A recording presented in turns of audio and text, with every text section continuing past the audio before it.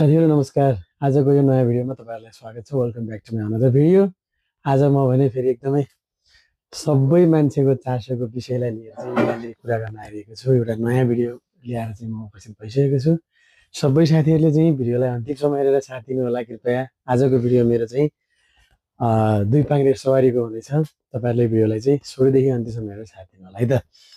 आजको भिडियोमा कुरा गर्नेछौँ हामी संसारभरिको होइन, एसिया महादेशमा सबैभन्दा सर्वाधिक रूपमा रुचाइएका र सर्वाधिक रूपमा बिक्री भएका दुई पाङ्ग्रे सवारीहरू मोटरसाइकलको बारेमा कुरा गर्नेछौँ।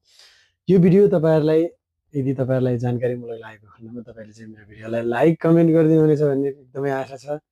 र तपाईँहरूले चाहिँ मलाई सब्सक्राइब गर्नुभएको छैन भने कृपया सब्सक्राइब पनि गरिदिनु होला है त। फर न्यू भिडियो, नयाँ भिडियोको लागि तपाईँहरूले सब्सक्राइब पनि गरिदिनु सक्नुहुन्छ। आज हामी कुरा गर्नेछौँ एसियामा सबैभन्दा धेरै बिक्री हुने, धेरै सर्वाधिक रूपमा रुचाइएका बाइकहरूको बारेमा, मोटरसाइकलको बारेमा कुरा गर्दैछौँ। एसियाको 2025मा सबैभन्दा धेरै बाइक बेच्न सफल। सो हामी फेरि पनि भिडियोलाई सुरुवात गरेँ मैले, किनभने अलिकति भएर मैले चाहिँ भिडियोलाई पज गर्नुपर्ने आवश्यकता रह्यो। सरी त्यसको लागि। हामीले चाहिँ कुरा गर्दैछौँ मोटरसाइकलको, जो संसारको सबैभन्दा लोकप्रिय नै मानौँ, संसारकै मानौँ, तर अहिले हामी कुरा गर्दैछौँ एसियाको है त।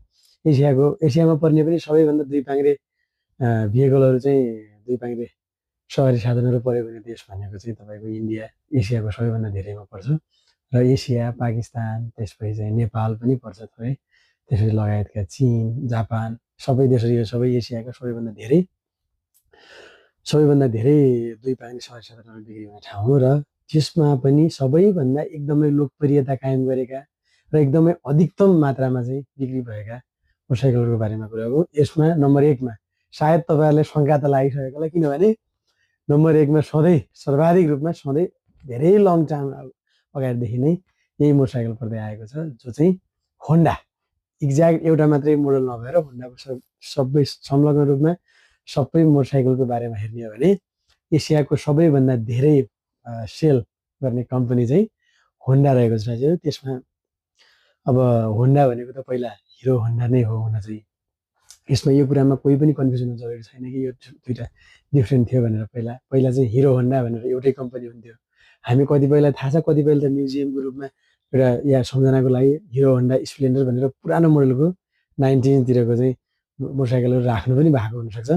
यदि राख्नु भएको छ भने, यदि तपाईँसँग त्यो छ भने तपाईँ एकदमै भाग्यमानी मान्छे हो। तपाईँ अथवा तपाईँको पुर्खाले चाहिँ तपाईँलाई यदि त्यस्तो खालको उपहार दिनुभएको छ भने तपाईँ एकदमै भनौँ, या म भन्दा भनौँ, या कतिपय लगभग भएका संसारमा भएका धेरै व्यक्तिहरूमा चाहिँ तपाईँ चाहिँ भाग्यमानीमा पर्नुहुन्छ। किनभने त्यो भनेको एकदमै भाग्यमानीले पाउने चाहिँ चिज हो।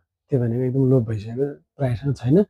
र अहिले यदि हेर्ने हो भने यिनी दुईवटा चाहिँ इन्डिभिजुअली सेपरेट भइसकेको कुरा छ। हिरो चाहिँ छुट्टै छ र होन्डा छुट्टै छ। होन्डाको पपुलर र मलाई मनपर्ने बाइक भनेको चाहिँ होन्डा साइन, होन्डा हर्नेट, होन्डाको चाहिँ डट बाइकहरू, एक्सआर, यिनीहरू चाहिँ राम्रो। अनि त्यसपछि होन्डाको चाहिँ स्पोर्ट बाइकहरू पनि छ, जस्तो सिबिआरहरू। यिनीहरू भनेको एकदमै स्पोर्ट, तपाईँको चाहिँ ग्लोबल मार्केटमै सबैभन्दा पपुलर छ। तपाईँले चाहिँ अमेरिका जस्तो देशलाई हेर्नुहोस्, त्यसपछि अस्ट्रेलियालाई हेर्नुहोस्, क्यानाडा हेर्नुहोस्, सबभन्दा यो ठाउँमा पनि यिनीहरू नै पर्छन्। जस्तो कावासाकी र यो चाहिँ लगभग स्पोर्ट बाइकहरूको उसमा पनि पर्छ। सुजुकी हायाबुसा भन्ने बाइक पनि यसमा पर्छ।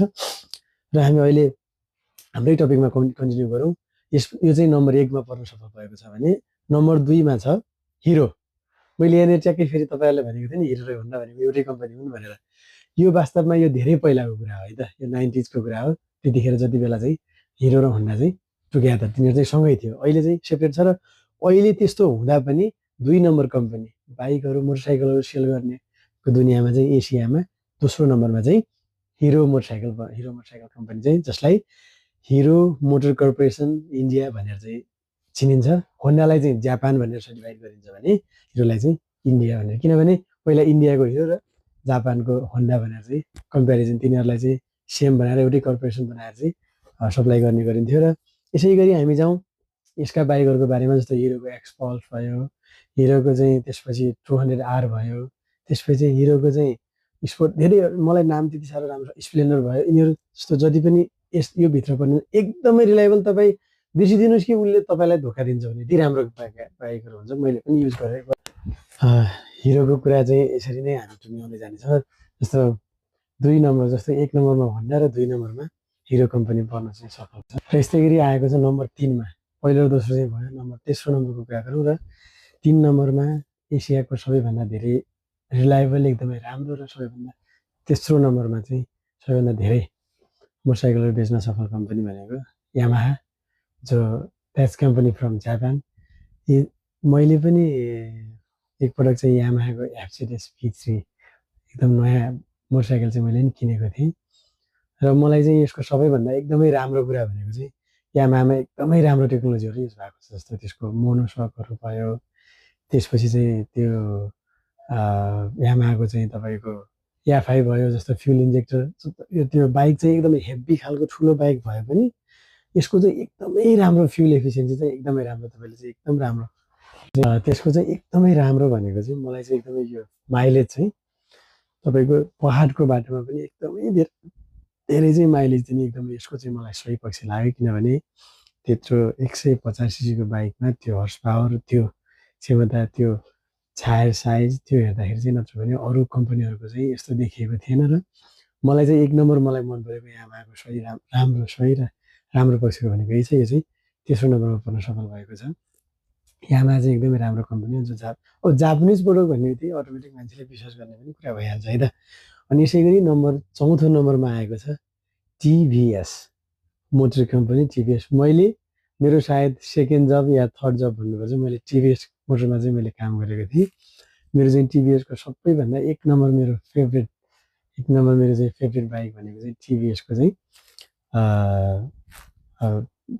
टिभिएस 200 हो जो मैले सायद नेपालको सबैभन्दा लामो यात्रा मेरो हकमा चाहिँ मैले रुकुमदेखि काठमाडौँसम्म चाहिँ एक दिनमा त्यो पनि एकदमै छोटो समयमा चाहिँ मैले यात्रा तय गरेको थिएँ यति राम्रो पावर तर यसमा चाहिँ अलिकति मलाई समस्या लागेको चाहिँ के लाग्यो भने फ्युल एफिसियन्सी चाहिँ अलिक कम छ जस्तो चाहिँ अलिक माइलेज चाहिँ कम दिन्छ तर तपाईँलाई पावर यदि चाहिन्छ भने oh my God this is my favourite one about the power यति राम्रो पावर यस्तो राम्रो sound it's TVS is never broke it's really reliable TVS चाहिँ इन्डियन कम्पनी इन्डियन ब्रान्ड हो र यसको एकदमै राम्रो पक्ष भनेको यो चाहिँ एकदमै बलियो हुन्छ तपाईँको चाहिँ अहिले पनि धेरै 20 वर्ष 25 वर्ष पुरानो र टिभिएसको मेरो एक नम्बर फेभरेट भनेको चाहिँ RX 100 सायद यो जो चाहिँ मोटरसाइकलको फ्यान छ त्यही व्यक्तिलाई मात्रै थाहा हुन्छ कि त्यो व्यक्तिले मात्रै रियलाइज गर्न सक्छ कि RX 100 को फ्यान फलोइङ RX 100 को चाहिँ इतिहास के हो भन्ने कुरा उसलाई मात्रै थाहा छ जसले बुझेको छ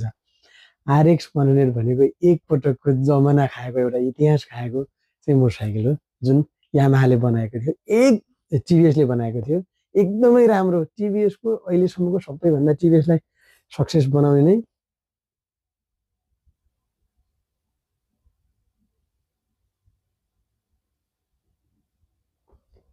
के भन्छ त्यो नै बाइक हो किनभने यति राम्रो छ होइन अब यामाहाको RX 100 चाहिँ म चाहिँ यहाँनिर ठ्याक्कै मैले चाहिँ टिभिएसको यो बिचमा चाहिँ यामाहाको कुरा जोडेँ यसको लागि सरी किनभने यहाँनिर चाहिँ त्यो चाहिँ एकदमै मेरो फेभरेटमा चाहिँ मैले फेभरेट टिभिएसको 200 भन्ने बित्तिकै मलाई त्यो बाइकको याद आयो कि होइन टिभिएस कम्पनीको कुरा गर्दा चाहिँ 200 मेरो फेभरेट हो तर चाहिँ अरू कम्पनी वाइज हेर्दा चाहिँ नम्बर चाहिँ त्यसको चाहिँ अब यामाहा RX 100 चाहिँ मेरो फेभरेटमा पर्छ है त त्यसपछि त्यसै गरी जाउँ हामी अर्को नम्बर 5 मा बजाज अटो जुन मैले आफैले गोल्सा ग्रुप नेपालको सबैभन्दा सर्वाधिक ठुलो कम्पनी मैले त्यसमा पनि काम गरेको थिएँ र नम्बर 5 मा चाहिँ यो पर्न आएको छ यसले चाहिँ एसियाको सबैभन्दा 5औं नम्बरमा नेपालको त सायद 1 नम्बरमै पर्छ होला र त्यसै गरी नम्बर 6 मा रहेको छ सुजुकी पनि एकदमै राम्रो जापानिज ब्रान्ड हो यो चाहिँ सेम टु सेम तपाईँको चाहिँ यामाहा जस्तै छ र नम्बर 7 मा रहेको छ रोयल इनफिल्ड जो चाहिँ क्लासिकमा आउँछ नम्बर 8 मा चाहिँ एडी आएको छ चाइनिज नम्बर 9 मा चाहिँ कावासाकी र नम्बर 10 मा